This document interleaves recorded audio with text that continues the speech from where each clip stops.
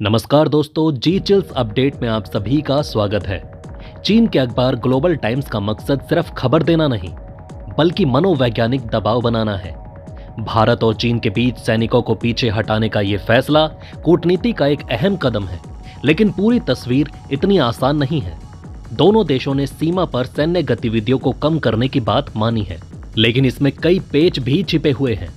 हाल ही में प्रधानमंत्री नरेंद्र मोदी ने रूस के कजान में ब्रिक्स शिखर सम्मेलन के दौरान चीनी राष्ट्रपति शी जिनपिंग से मुलाकात की, लेकिन इसके बाद भी चीन के सरकारी अखबार ग्लोबल टाइम्स ने शक जताते हुए लिखा कि दोनों देशों के बीच भरोसा बनाना इतना आसान नहीं है।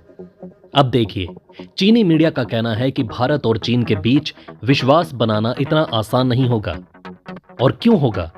इतिहास गवाह है, जब भी चीन ने किसी देश के साथ मिलकर काम करने की कोशिश की है, उसने अपने फायदे के लिए दूसरों को धोखा दिया है। उदाहरण के लिए अफ्रीका में चीन ने जो इंफ्रास्ट्रक्चर प्रोजेक्ट शुरू किए, उन्हें सहायता कहकर बेच दिया, लेकिन उनकी असलियत कुछ और ही निकली। लोन के जाल में फंसाकर अफ्रीका के देशों पर पूरा कब्जा करने का मकसद। अगर आप सोचते हैं कि एलएसी का यह समझौता लंबी शांति का रास्ता खोल देगा, तो थोड़ा संभल जाइए। इतिहास के पन्नों को उल्टे तो चीन के पिछले अनुभव बताते हैं कि जब भी चीन ने किसी देश के साथ समझौता किया, उसने उसकी पीठ में छुरा घोंपने का ही काम किया। जैसे 1962 में जब भारत और चीन की दोस्ती के गीत गाए जा रहे थे, तभी अचानक चीन ने आक्रमण कर दिया। इसका मतलब ये है कि हमें आंखें और कान खुले रखने चाहिए। 2020 में गलवान घाटी में जो झड़पें हुई थी, उसने भारत चीन के रिश्तों में एक नई तल्खी ला दी थी। हमारे जाबाज सैनिकों ने हर मोर्चे पर डटे रहकर चीन को बताया कि ये भारत है, जिसे यूं आसानी से झुका नहीं सकते। उसी दौरान कई बार तनाव इतना बढ़ा कि लगा अब युद्ध बस होने ही वाला है। खैर, दोनों देशों ने अपनी अपनी ओर से कूटनीतिक बयानों से तनाव को नियंत्रित करने की कोशिश की, पर कड़वी सच्चाई ये है कि चीन का इतिहास उसे पीठ में छुरा घोंपने वाला देश साबित करता है।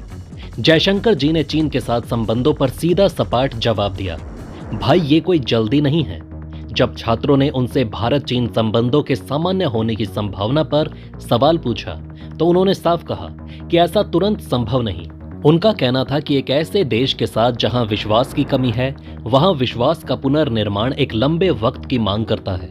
मतलब एकदम साफ है, भारत अपनी आंखें खुली रखकर आगे बढ़ेगा, क्योंकि वो चीन की हर चाल से वाकिफ है। अब देखिए, ग्लोबल टाइम्स ने जयशंकर जी के बयान को उठाया और उसमें शक का तड़का लगाते हुए कह डाला कि ये बयान इस बात की पुष्टि करता है कि भारत और चीन में विश्वास की बहाली कोई आसान काम नहीं है।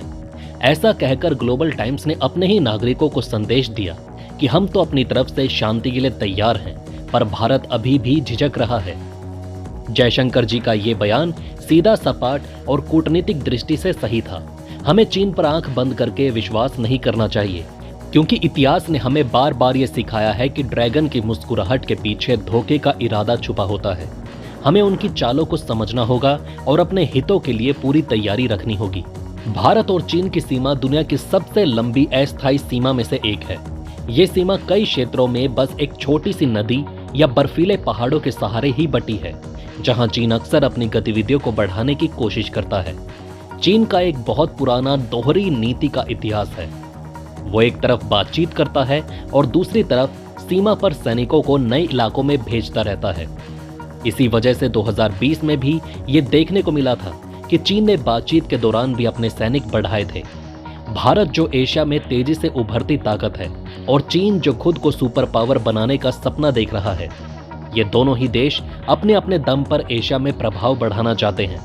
चीन हर जगह अपनी उपस्थिति बनाना चाहता है, चाहे वो दक्षिण चीन सागर हो या फिर अफ्रीका में उसका इंफ्रास्ट्रक्चर गेम।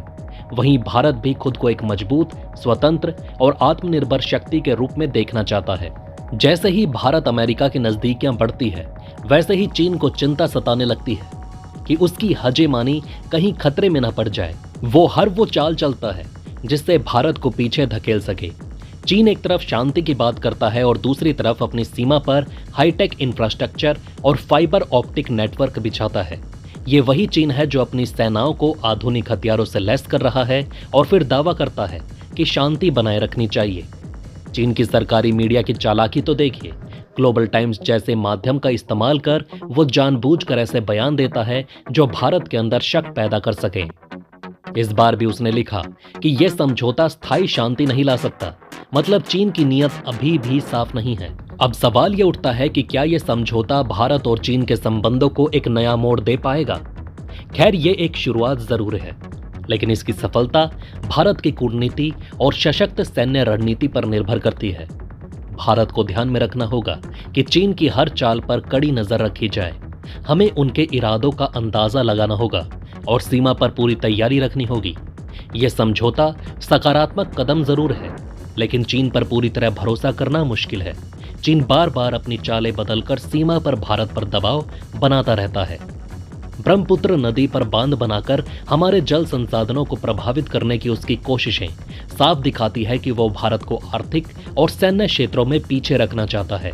इसलिए भारत को हमेशा सतर्क रहना चाहिए। भारत ने आत्मनिर्भर भारत अभियान से चीन पर निर्भरता घटाई और 2020 में चीन के 200 ऐप्स पर बैन लगाकर उसे आर्थिक झटका दिया। इस तरह का झटका उसे आगे भी देते रहना होगा। ग्लोबल टाइम्स दावा करता है कि यह प्रस्ताव सिर्फ प्रोटोकॉल नहीं बल्कि एशिया की नई कहानी है, लेकिन चीन की मंशा साफ है, भारत को कमजोर दिखाकर एशिया में एक तरफा प्रभुत्व बनाना। ग्लोबल टाइम्स का बयान भ्रमित करने वाला है, ताकि लगे कि चीन शांति चाहता है। भारत को हमेशा सतर्क और स्वतंत्र रहना चाहिए।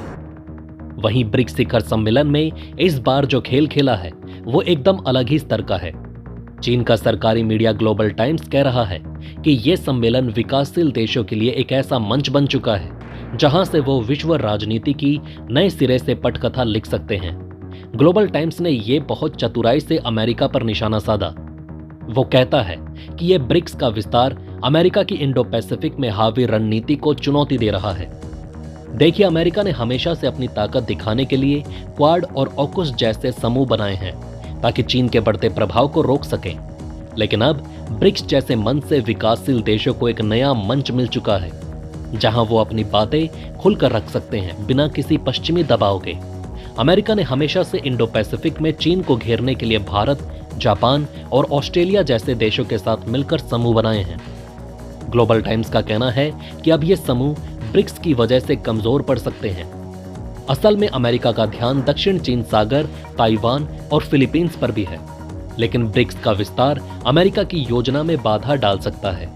चीन चाहता है कि ब्रिक्स उसके नेतृत्व में चले ताकि वो दुनिया में अपने एजेंडे को आगे बढ़ा सके, पर भारत का यहाँ रोल बहुत महत्वपूर्ण है क्योंकि भारत एक मजबूत आवाज के रूप में इस मंच पर खड़ा है और वो सुनिश्चित करेगा कि ये मंच केवल एक चीन की मंडली न बन जाए। चीन हर हाल में अमेरिका को हटाकर खुद को विश्व का सुपर पावर बनाना चाहता है और इसलिए वो ब्रिक्स जैसे मंच का उपयोग करके विकासशील देशों को अपनी ओर खींचने की कोशिश कर रहा है। तो दोस्तों, इस वीडियो में फिलहाल इतना ही। आप देख रहे थे जी चिल्स। जल्द पूरे होंगे आपके सारे विल्स। धन्यवाद।